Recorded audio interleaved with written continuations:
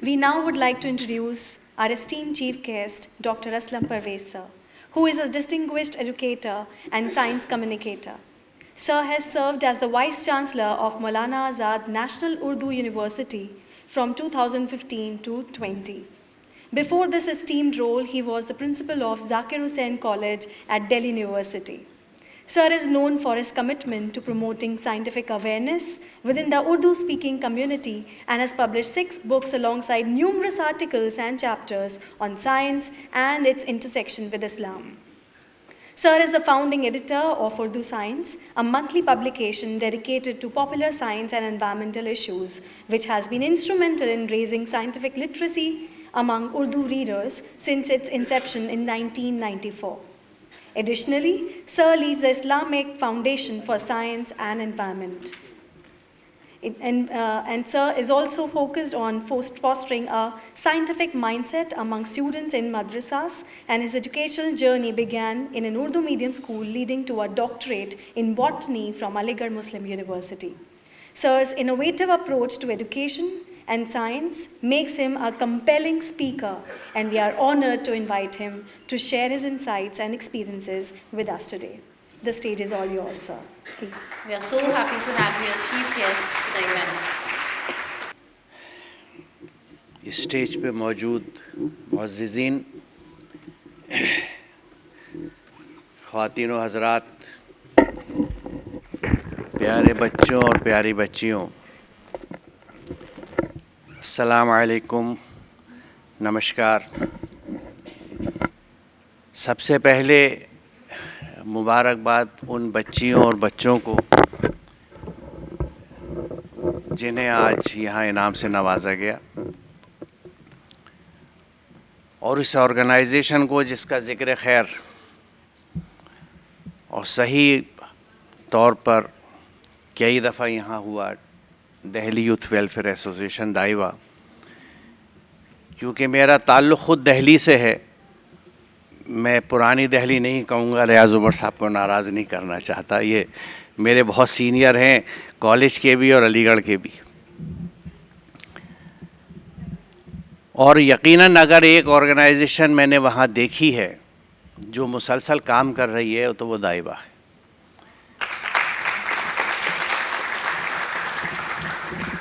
क्योंकि हमारी दिल्ली में 2 ही चीज़ें हैं जिनकी बहुत बहुतात है,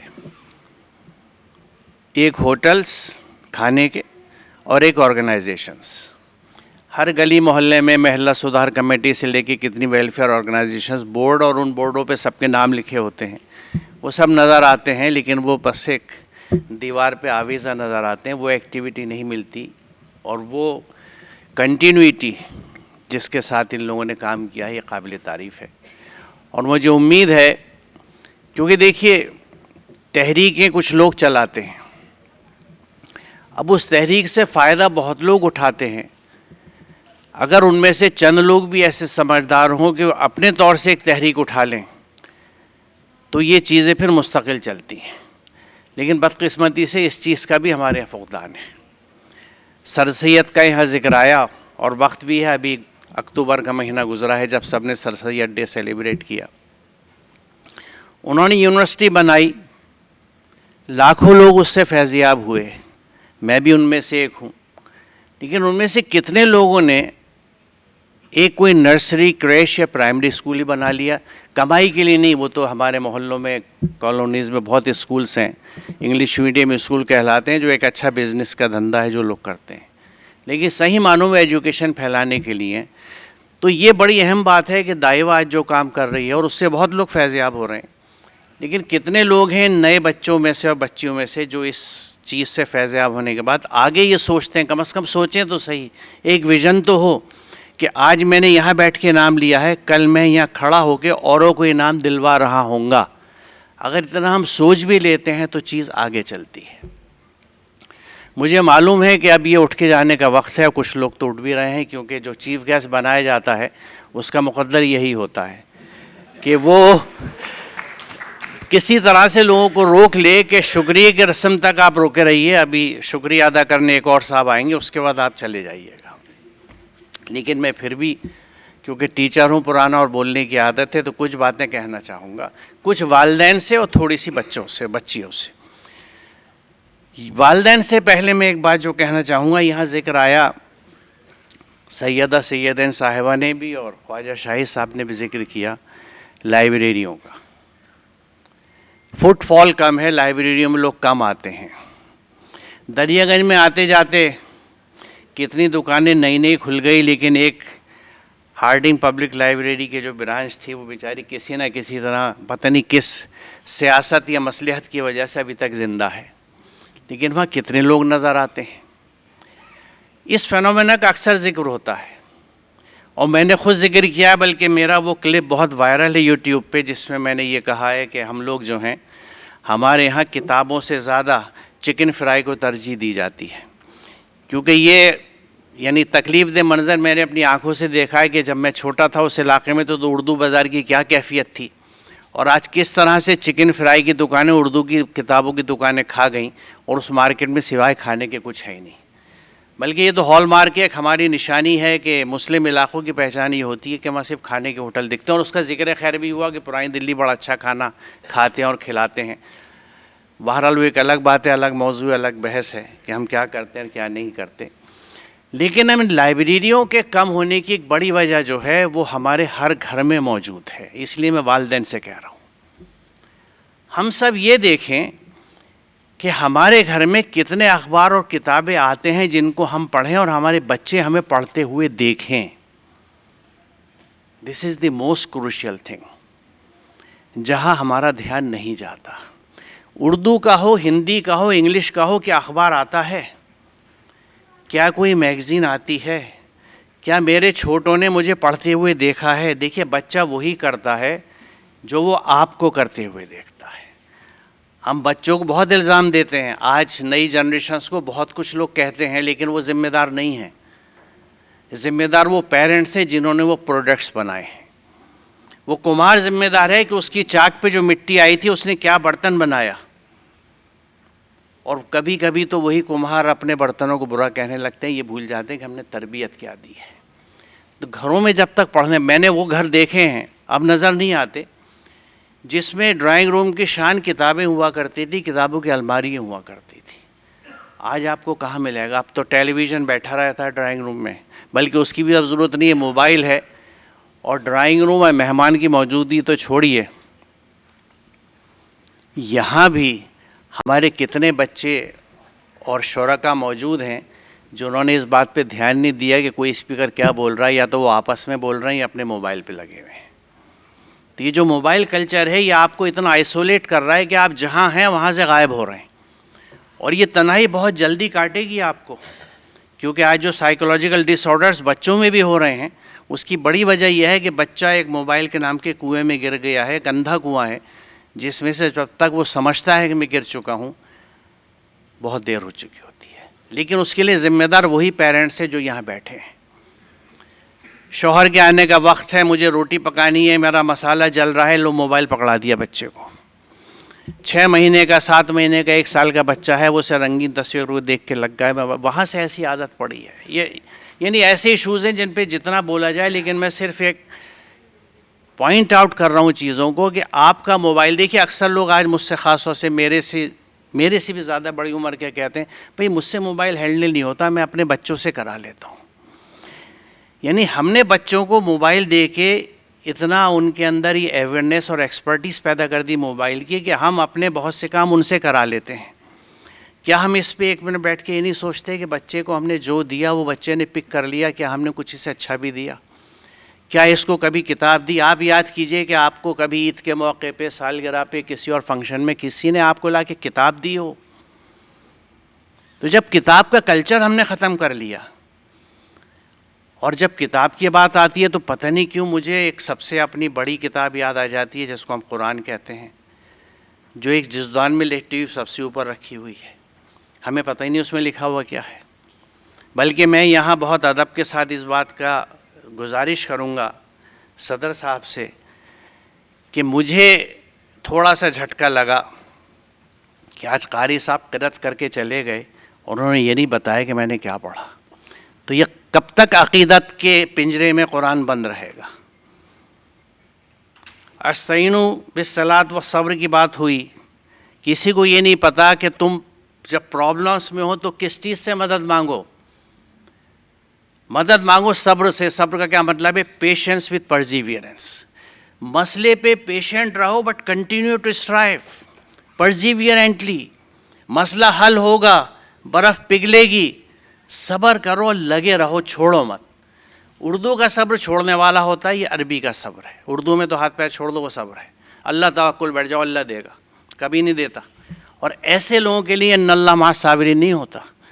अल्लाह उनके साथ है, डिवाइन स्ट्रेंथ और पावर्स उनके साथ हैं जो मुस्तकिल स्ट्राइव करते हैं पेशेंटली। पेशेंट किस लिए? कि इरिटेट नहीं होते, रिएक्ट नहीं करते, किसी को बुरा नहीं कहते, गालियाँ नहीं देते, डटे रहते हैं। ये नहीं कहते इसकी वजह से ऐसा हो गया, मार्किंग ठीक नहीं थी, प्रिंसिपल ने गलत किया, ये किया वो किया। नहीं, हम लोग माहिर हैं इल्ज़ाम पास ऑन करने में, रेस्पॉन्सिबिलिटीज़ पास ऑन करने में।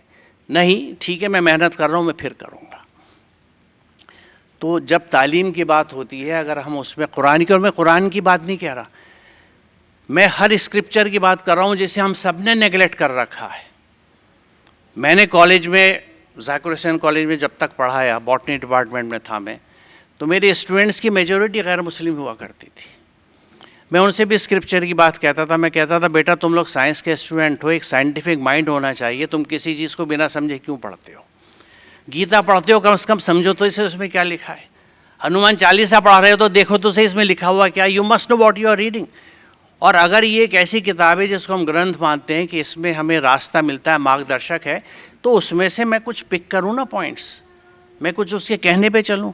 कुरान को हम सब कहते हैं कि किताब हिदायत है। अच्छा, ये ऐसी किताब हिदायत है जिसे हमने पढ़ा ही नहीं सिर्फ आज तक, और हमने किसी ने सवाल नहीं किया।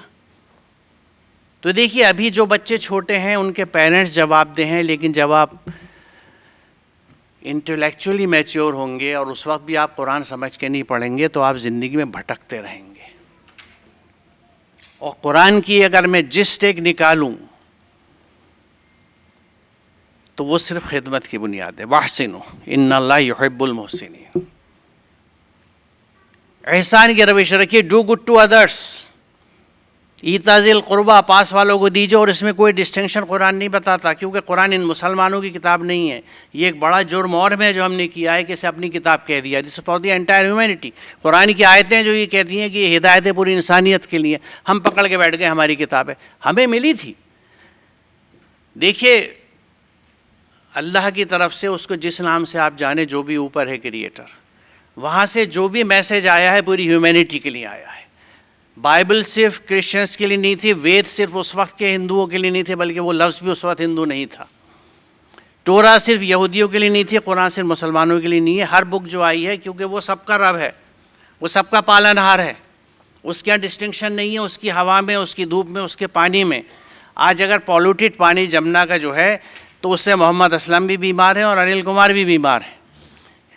उसकी कायनात में डिस्टिंक्शंस नहीं है। उसने तो ये कहा है, आपको हैरत होगी जो लोग कुरान समझ के नहीं पढ़ते, कि कुरान ये कहता है कि हमने तुम सबको एक मर्द और औरत से पैदा किया है। तो इस रिश्ते से जो एक माँ बाप की एक औलाद होते हैं, एक मर्द और औरत की औलाद होते हैं, उनके बीच में रिश्ता क्या होता है? बहन भाई का। क्या ये रिश्ते हैं हमारे बीच में? हमने इनको प्रिजर्व किया है, कल्टिवेट किया है, नर्चर किया है कि हम सब बहन भाई हैं? नाम कुछ भी हो, धर्म कुछ भी हो, मैं कहीं भी जाता हूँ, लेकिन हम सब बहन भाई हैं। तो ये जो डिवाइन टीचिंग्स हैं, ये घरों में चलनी चाहिए, बच्चों को ये सिखाना चाहिए। और ये जब तक नहीं चलेंगे जब तक कुरान बंद रहेगा या कोई भी ग्रंथ बंद रहेगा। हमें स्क्रिप्चर्स की तरफ जाना होगा, और बुनियादी एजुकेशन, बुनियादी तालीम वहाँ से होती है। क्योंकि आप कितना भी पढ़ लिख जाएं, अगर आप अच्छे इंसान नहीं है तो मेरे नज़दीक में बेकार है। मैं 10 साल से ऊपर प्रिंसिपल रहा ज़ाकिर हुसैन कॉलेज में, और फिर जब मैं वाइस चांसलर रहा तो जो ओरिएंटेशन डे होता था, जिसमें पहला लेक्चर स्टूडेंट्स के लिए होता था, जो लोग यहाँ हैं ज़ाकिर हुसैन के, और अगर उन्होंने उस लेक्चर को अटेंड किया होगा, तो मैं हमेशा ये बात कहता था कि मेरे लिए ये अहम नहीं है कि आप कितनी परसेंटेज से इस कॉलेज से पास हो रहे हैं। मेरे लिए अहम यह है कि आप कितने अच्छे इंसान बन के निकल रहे हैं। अगर आप अच्छे इंसान नहीं, और अच्छा इंसान कौन है? जो दूसरों के लिए सोचता है, जिसका दिल दूसरों के लिए रोता है, जो दूसरों की खिदमत के लिए खड़ा हुआ होता है।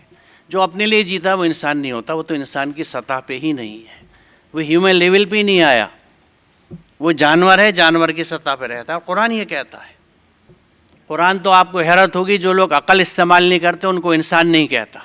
अनफाल 22 देख लीजिए कि अल्लाह के नज़दीक सबसे बदतरीन वो गूंगे बहरे क्रिएचर्स हैं जो अकल इस्तेमाल नहीं करते। अनफाल 22। और यहाँ पे कुरान में जो अरबी में नास का लफ्ज़ इंसानों के लिए इस्तेमाल होता है, यहाँ नास का लफ्ज़ इस्तेमाल नहीं हुआ, दव्वाब का लफ्ज़ इस्तेमाल हुआ है, जिसका मतलब है क्रिएचर्स, यानी जो लोग अकल इस्तेमाल नहीं करते। कुरान उनको ह्यूमन बींग्स भी नहीं कह रहा, क्रिएचर्स कह रहा है, क्योंकि हम जानते हैं कि ह्यूमन बींग्स की जो डिस्टिंक्शन है वो इंटेलेक्ट है, अकल है। अगर आप अकल इस्तेमाल नहीं करते तो आप इंसानी सतह पे नहीं है। हम में से कितने लोग अकल इस्तेमाल करते हैं? अकल को डेवलप करने का वक्त नहीं मिलता। अकल डेवलप होती है चीज़ों को देखने से, सुनने से, सीखने से, एक्सपेरिमेंट्स करने से। हमारी दुनिया कन्फाइन हो गई है मोबाइल में। तो बहरहाल बात चली थी किताब से, तो घरों में अगर पढ़ने का माहौल नहीं होगा तो बच्चे नहीं पढ़ पाएंगे। बहुत मुख्तसरन मैं सिर्फ अपनी बच्चियों से, ख़ास तौर से बच्चों से भी ये कहूँगा कि अपने लिए जीना कोई जीना नहीं है। Think for others, live for others. दूसरों के लिए सोचिए और इसका काम शुरुआत घर से कीजिए। घर में ही देखिए कि मैंने माँ बाप के लिए क्या किया, अपने बहन भाइयों के लिए क्या किया। मैंने हमेशा मांगा तो है, डिमांड तो की है, अम्मा ये, अब्बा ये, भैया ये, मैंने उनके लिए क्या किया है? क्या कभी अगर मेरी वालदा बीमार थी तो मैंने उनके हिस्से का काम कर लिया? मैंने किचन में जाके खाना बना लिया, झाड़ू पोछा, डस्टिंग, सफाई कर ली। और ये मैं लड़कों से भी कह रहा हूँ, क्योंकि ये काम सबको आने चाहिए, ये लड़कियों के फोर्टे नहीं है। हर काम हर एक को आना चाहिए।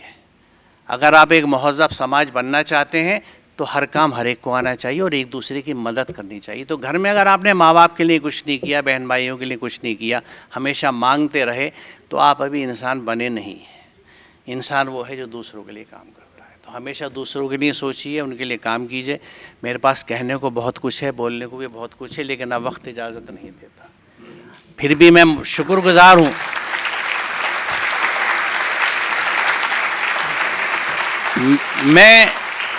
मैं शुक्रगुज़ार हूँ, क्योंकि मैं झूठ नहीं बोलता, फैक्ट बता रहा हूँ कि मैं ये एक्सपेक्ट नहीं कर रहा था कि इतनी पेशेंटली और तवज्जो से आप लोग ये बात जो मैं बोल रहा हूँ कुछ सुनेंगे। तो उसके लिए मैं आपका मशकूर हूँ। और मेरा जो मेन काम है अब, वो साइंटिफिक अंडरस्टैंडिंग ऑफ कुरान है, कि कुरान को किस तरह से साइंटिफिकली हम समझ सकते हैं और कोरिलेट कर सकते हैं आज की ज़िंदगी से। इसके लिए मेरी एक यूट्यूब चैनल है, मेरे ही नाम से, मोहम्मद असलम परवेज़ के। तो आपको वक्त हो तो देखिएगा कभी। बहुत शुक्रिया आपका, मुबारकबाद। और मुझे उम्मीद है कि आप में से कुछ लोग कल को ऐसी ऑर्गेनाइजेशन बना के औरों को इनाम देंगे। शुक्रिया। अस्सलाम वालेकुम।